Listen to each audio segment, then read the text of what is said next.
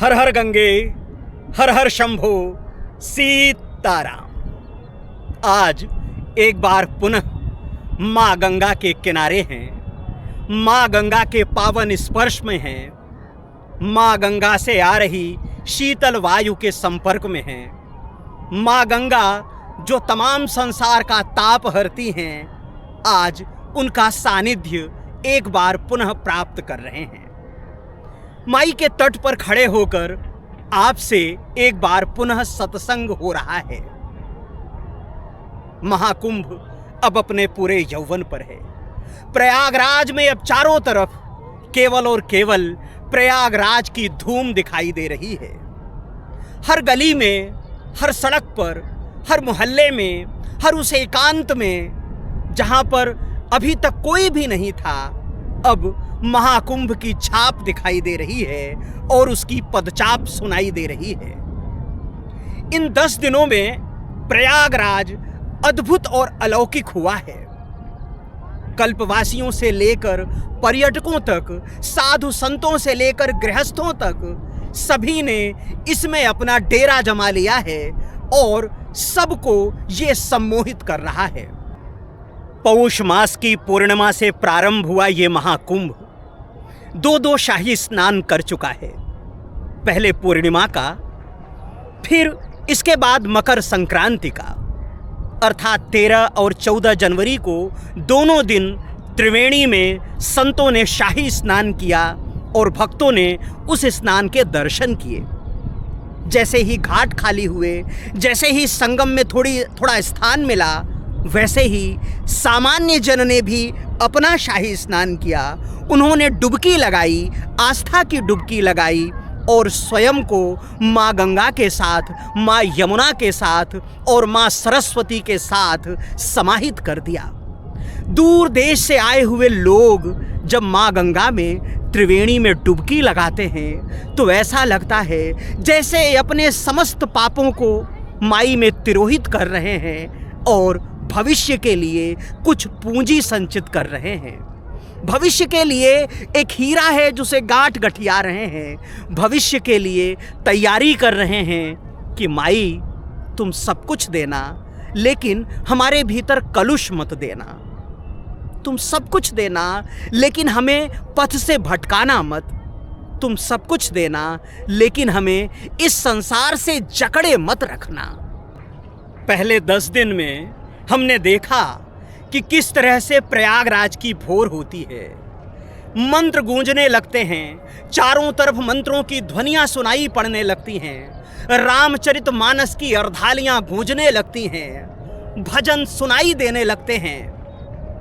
हम नींद से उठते हैं, आंखें खोलते हैं और वो तमाम मंत्र ध्वनियां, तमाम मंगलाचरण हमारे भीतर प्रवेश करना शुरू कर देते हैं।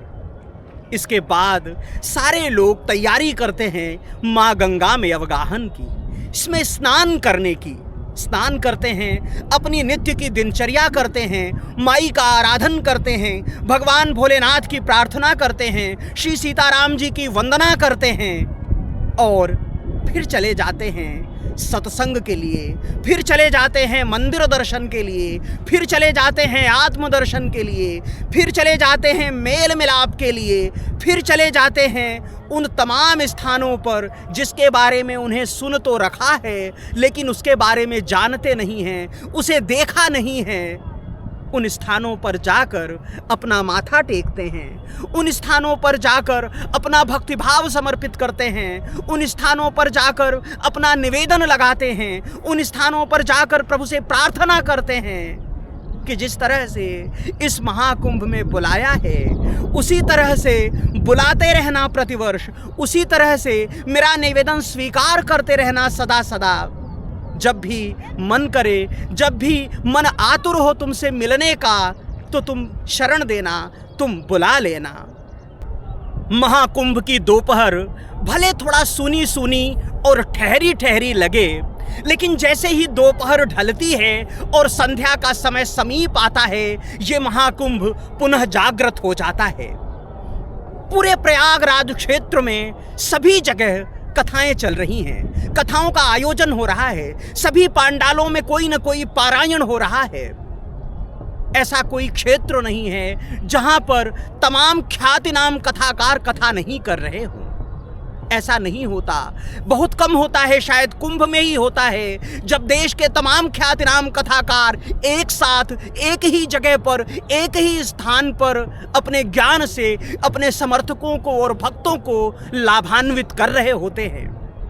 प्रयागराज क्षेत्र इस समय ऐसा है कि जहां तमाम संत गुफाओं से, कंदराओं से, हिमालय की चोटियों से उतरकर यहाँ आए हुए हैं। तमाम गृहस्थ अपना घर गृहस्थी छोड़कर यहाँ आए हुए हैं, तो कथाकार भी अपना ज्ञानामृत बांटने के लिए, ज्ञान रस की वर्षा करने के लिए यहाँ पर मौजूद हैं, यहाँ पर उपस्थित हैं। शैव हों, शाक्त हों, वैष्णव हों, सबका केंद्र इस समय प्रयागराज महाकुंभ है। प्रयागराज महाकुंभ में सभी की उपस्थिति है। सब अपना अपना स्थान छोड़कर प्रयागराज को अपना नया स्थान बनाए हुए हैं। एक ही जगह पर इतने सारे संतों का, इतने सारे भक्तों का मिलन दुर्लभ है, अनोखा है, अनूठा है। देश के तमाम ख्यातिनाम कथाकार भी इस समय यहीं पर है। वे अपने अपने पांडालों में कथा का प्रसाद बांट रहे हैं, कथा रस की वर्षा कर रहे हैं, ज्ञानामृत दे रहे हैं। अपने जीवन का तमाम अनुभव अपने भक्तों को, अपने समर्थकों को, अपने चाहने वालों को वितरित कर रहे हैं। कथा की बात करें तो अभी तक देश के तमाम मूर्धन्य कथाकार यहाँ या तो कथा करके जा चुके हैं पहले 10 दिनों में, या उनकी कथाएं चल रही हैं, या फिर आने वाले दिनों में उनका आयोजन होना है, उनकी कथाएं यहाँ पर होनी हैं।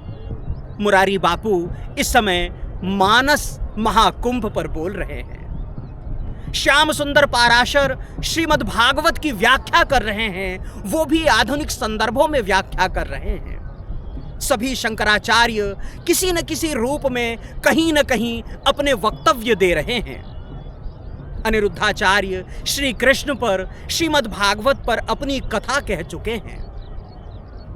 श्री राम से जुड़े लोग, रामानंदी संप्रदाय के लोग, शैव संप्रदाय के लोग और कथाकार अपनी अपनी कथाएं इस महाकुंभ में कर रहे हैं। कथाओं का, भक्तों का, संतों का, सबका मिलन माई गंगा के तट पर हो रहा है। इन 10 दिनों में जैसा ही सकिंचन ने देखा, ये विरोधाभासों का महाकुंभ है। इसमें तमाम तरह तरह के विरोधाभास हैं। जहां एक तरफ परम संपन्नता है तो दूसरी तरफ परम गरीबी है। जहां एक तरफ परम वैभव है तो दूसरी तरफ परम विपन्नता है। यहाँ देने वाले लगातार बांट रहे हैं, लगातार दे रहे हैं, तो मांगने वालों की झोली लगातार खाली है, उनका दामन निरंतर खाली है, और वो चाहते हैं कि थोड़ा और अधिक देने वाला, थोड़ा और अधिक हमारा भंडार भरने वाला मिल जाए, तो हमारी भूख कई कई दिनों के लिए उसका प्रबंध हो जाए, उसका इंतज़ाम हो जाए। तो देने वाला भी इस प्रतीक्षा में है कि कब उसे सुपात्र मिले और उस सुपात्र को वो अपना दान कर दे। इस तरह यहाँ दाता और भिक्षुक दोनों का संगम है, दोनों की भरमार है। एक तरफ कथाएं हो रही हैं, कथाओं में ज्ञानामृत की वर्षा हो रही है, तो दूसरी तरफ ऐसे भी लोग हैं जो उन कथाओं में जिनका कोई रस नहीं है, जिनकी कोई रुचि नहीं है, और वो बाजार का भ्रमण कर रहे हैं। उसी बाजार का भ्रमण कर रहे हैं जिस बाजार को छोड़कर यहाँ आए हैं, उसी बाजार को देख रहे हैं जिस बाजार को देखते हुए यहाँ आए हैं, उसी बाजार में खरीदारी कर रहे हैं जिस बाजार में खरीदी वो घर में रहते हुए या अपने स्थान में रहते हुए कर रहे थे। ये महाकुंभ जहाँ एक तरफ संतों का, जो बड़े बड़े संत गुफाओं से, कंदराओं से, हिमालय की चोटियों से उतरकर यहाँ आए हैं, वो रह रहे हैं, तो दूसरी तरफ ऐसे लोग भी हैं जिन्हें ये संसार बहुत आकृष्ट करता है, ये संसार बहुत आकर्षित करता है। तो एक तरफ त्याग का परम शिखर है, तो एक तरफ लोभ का परम शिखर है। दोनों परम शिखर यहाँ एकत्र हैं, लोभ का, लालच का और त्याग का भी। एक स्वरूप इसका ये भी है कि यहाँ पर कल्पवास करने के लिए कल्पवासी आए हुए हैं। वो छोटी छोटी झुग्गियों में रहते हैं, झोपड़ियों में रहते हैं, टेंट में रहते हैं और अपने नित्य की आराधना करते हैं। माई गंगा में अवगाहन करके, माई गंगा में स्नान करके वो 1 मास तक अपने आप को साधते हैं। तो दूसरी तरफ बड़े बड़े पांडाल हैं, ऐसे पांडाल हैं जो तमाम आने वालों को भी आश्रय देते हैं और अपने संतों समर्थकों को भी, अपने भक्तों को भी आश्रय देते हैं। उन पांडालों में करोड़ों रुपए लगे हुए हैं। उन पांडालों में तमाम वो सुख सुविधाएं हैं, तमाम ऐश्वर्य है जो कहीं भी दूसरी जगह पर बड़े बड़े शहरों में, महानगरों में होता है। तो एक तरफ यहाँ कल्पवासियों की झुग्गियाँ हैं, उनकी झोपड़ियाँ हैं, तो दूसरी तरफ महात्माओं के, संतों के, मठाधीशों के बड़े बड़े ऊंचे पांडाल हैं, किलेनुमा भव्य महल जैसे पांडाल, जिन्हें देखकर देखने का सुख मिलता है और कौतुक भी होता है, आश्चर्य भी होता है। ये माँ गंगा हैं, जिनके भंडार में सब कुछ भरा हुआ है, जिन्होंने अपने भंडार से ही सागर को 24 रत्न दिए हैं। ये वही माँ गंगा हैं जो भगीरथ के पीछे पीछे गोमुख से यहाँ तक आई हैं और आगे गंगा सागर तक की यात्रा करती हैं। ये वही माँ गंगा हैं जो देने पर आ जाएं तो सब कुछ लुटा देती हैं, सब कुछ दे देती हैं। निर्धन को भी परम वैभव देती हैं, अभक्ति को भी भक्ति देती हैं, अज्ञानी को ज्ञान देती हैं, लोभी को वैराग्य देती हैं। ये वही माँ गंगा हैं कि जब लेने पर आ जाएं तो अपने घाट का सारा ठाट उठा ले जाती हैं और ले जाकर गंगा सागर में समाहित कर देती हैं। ये वही माँ गंगा हैं कि जो जब तक सहती हैं तो सहती हैं, नहीं तो इस तरह से बहती हैं कि फिर किसी के रोके नहीं रुकती। तो माई हमें भी थोड़ा ज्ञान देना, माई हमें भी थोड़ा भक्ति देना, माई हमें भी थोड़ा वैराग्य देना और अपना प्रसाद इसी तरह बांटते रहना। अपने चरणों में ये रति बनाए रखना। भगवान विष्णु, भगवान भोलेनाथ के साथ इस अंतर मन को लगाए रखना।